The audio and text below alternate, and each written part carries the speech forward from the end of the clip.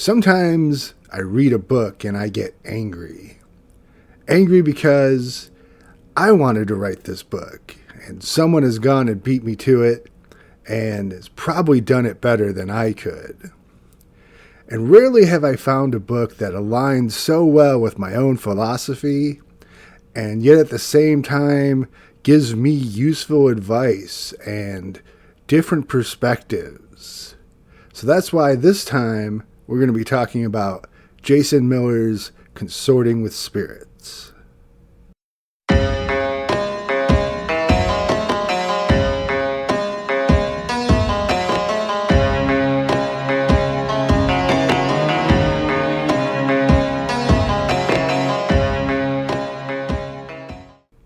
Hey folks, this is James, aka Threscurnus, and I know it's been a minute since I've made a video. I've been busy enjoying the holiday season and took the time to make that trip to Rockford. And of course, when I'm taking a long trip, I gotta have an audiobook. I'm not an Audible sponsor, but I may be in the future because it is a service that I use a lot. And if you're in the car like I am, it's a great thing to have. So that's why we're doing our very first book review here on the channel. I've heard a lot about Jason Miller over the years. I've listened to some podcasts that he's been on, and I like the cut of his jib.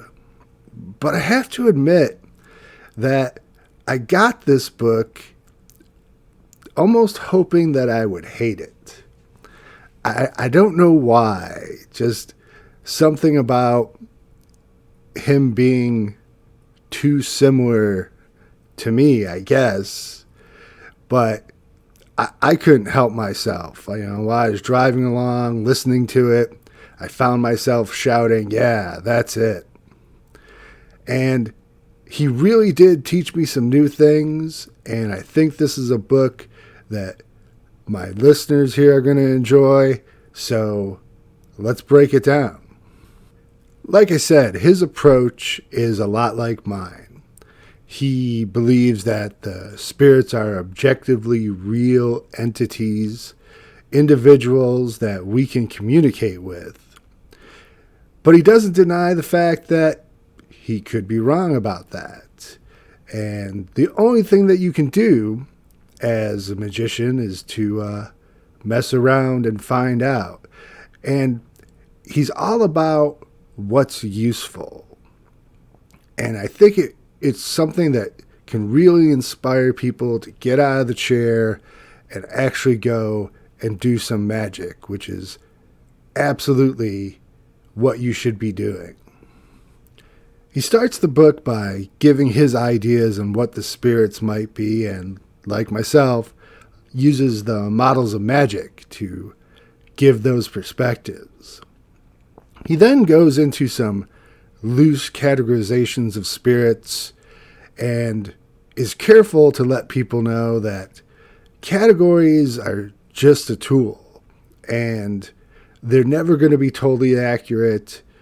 And the main thing that I got from this chapter is that even though you can see spirits as being aligned in certain ways or spirits that come from specific cultures, the spirits themselves are still individuals. And just because a spirit comes from, let's say, the Abrahamic tradition, it doesn't mean they're totally falling in line with those beliefs or are strongly connected with the other spirits within it. The second chapter of the book is where I really started to get excited, as Miller does a wonderful job of explaining all the different ways that spirits manifest. And even better, he explains how maybe you don't want the spirits to pop in fully formed and sit down and have a chat all the time. That kind of interaction may not be particularly useful in what you're trying to achieve. And different interactions with spirits, you're going to have times when it's feelings or dreams or synchronicities that manifest in your life. It's not always going to be that direct one-on-one talk. And that's a good thing, because as you go about your life and you're using your magic to help you out, you don't always have time to sit down and do a full-fledged evocation every time you need something. And sometimes it's better to have those interactions in the moment.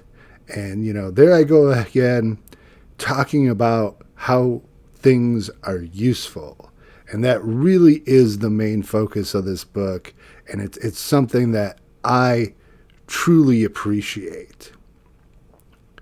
Now, the chapter that everyone should be paying attention to is the chapter on spirit skills.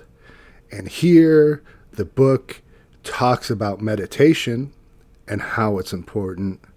It gave me some different perspectives on how meditation is important, how it makes you more receptive, and not only that, teaches you how to get rid of your own biases, because that's an important thing when interacting with spirits.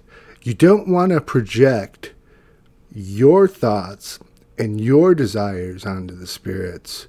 You really want to hear what they have to say and be able to think about that critically instead of jumping to conclusions and thinking that you got everything that you wanted when you talk to this spirit, because that's almost never the case.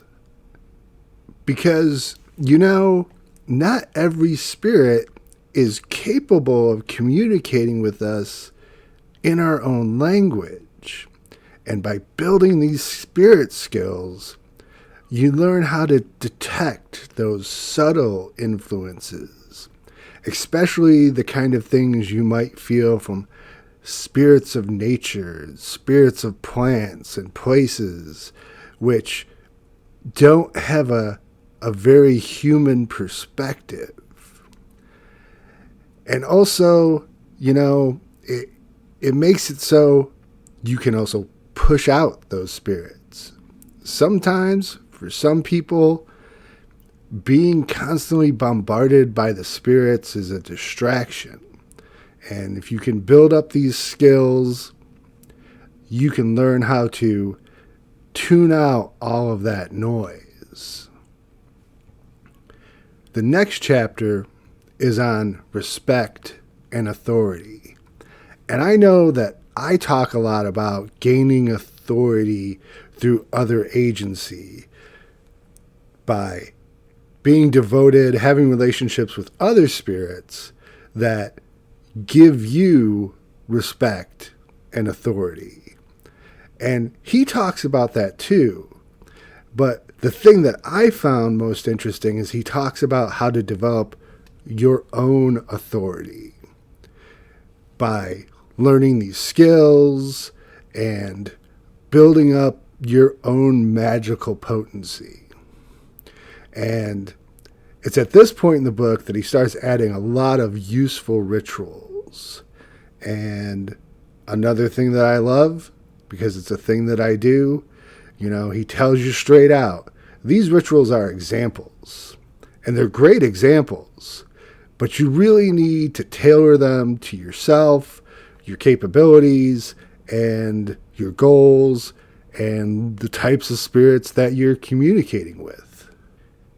It's also in this section that he talks about the power of prayer. And I think, a lot of us as occultists, we look at prayer as that thing that religious people do. And I think that there's some cultural stigma now, too, around the idea of thoughts and prayers being, a useless solution. And yes, they are not a solution to society's ills. But I encourage you to go out. There's a lot of studies that have been done that show that prayer significantly increases chances of favorable outcomes. especially when you're praying for other people. And prayer is definitely a useful tool for communicating with the spirits. And when he talks about agency and the kind of spirits you can be developing relationships with in order to gain that agency, he doesn't discriminate. I see that, like myself, he's a fan of Saint Cyprian. If you guys don't know who that is, Saint Cyprian was a medieval clergyman, sort of this legendary figure in Iberia who was a magician who consorted with all sorts of spirits, but ended up converting to Christianity. And he's kind of this bridge between the pagan world and the Christian world, and a useful guy to know about and to maybe have on your side. And another thing, just like myself, he does not deny the role of the devil in the occult tradition, and he's perfectly willing to work with the devil in his different aspects if that's the spirit that's going to be useful for what you're trying to get done. But he also understands that you have to start with a foundation. Like George Bernard Shaw, I like to quote myself. And a quote that I've used over the years is, just like politics, all magic is local. Jason Miller's a little more succinct. He simply states that all sorcery is local. And this is definitely something we both agree on. And he gives some good advice on where to go and how to get to know local spirits. And he gave me some ideas that I wouldn't have thought of. And he gives examples that are useful both for people who live in urban areas and people who live in rural areas, and also some advice on how to use the spirits of the directions to orient yourself and solidify your place in the universe and make your point in space your local perspective. Now, as some of you have probably already learned, consorting with spirits can be a risky business. And he does briefly go over protection magic. But he doesn't fearmonger. He doesn't demand that you're constantly throwing up spells to protect yourself. You know, it's just something that you have to have in your back pocket in case things go wrong. This chapter is pretty brief because he already has an entire book on protection magic, which is sure, that's something that's good. I'm going to read soon. And the next couple chapters are about approach, the different ways to approach the spirits and how different spirits demand different approaches. And the one he does, solidly recommend for most of the time is to be friendly and respectful. You don't want to be demanding. You don't want to have the kind of relationship with spirits where you're always looking over your back because you're not treating them with respect. In this chapter, he goes over tools briefly and a very kind of nebulous way. He doesn't demand that you make all these specific goetic tools according to the grimoires. Once again, he's focusing on the things that are going to be useful.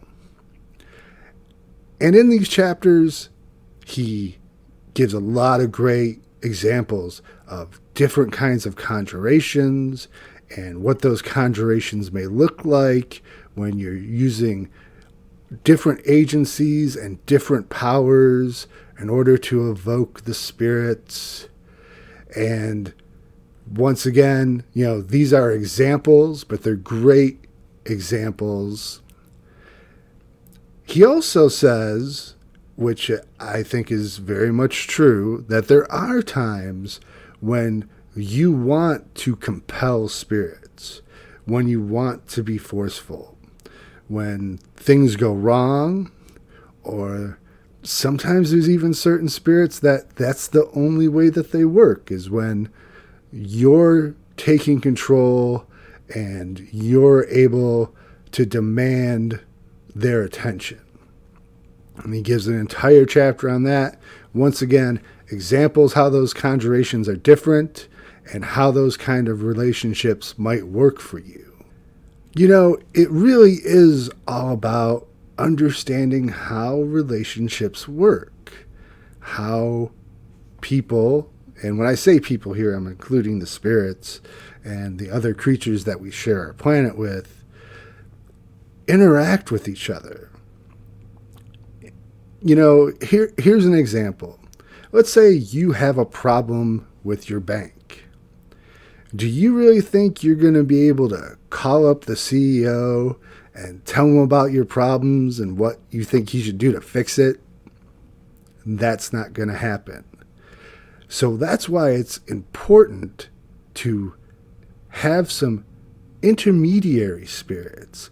Get to know spirits that can communicate for you, who could approach these more powerful entities, for lack of a better word, entities who may not have the time to give you their direct attention. So he spends an entire chapter on intermediary spirits. He mentions Scarolin from the Grimoire Verum, which is the intermediary spirit in that system.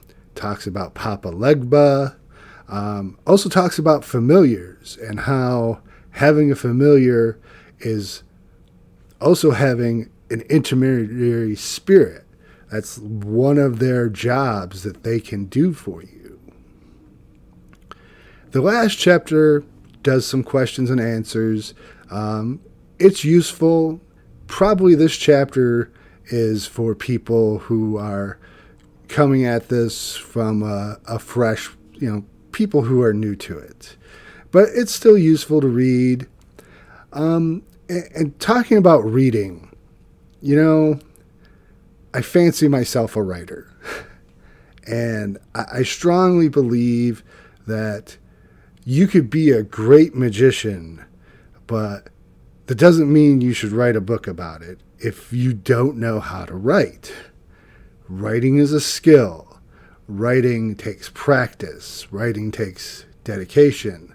And I'm happy to say that he is enjoyable to read. He's a good writer. He's to the point.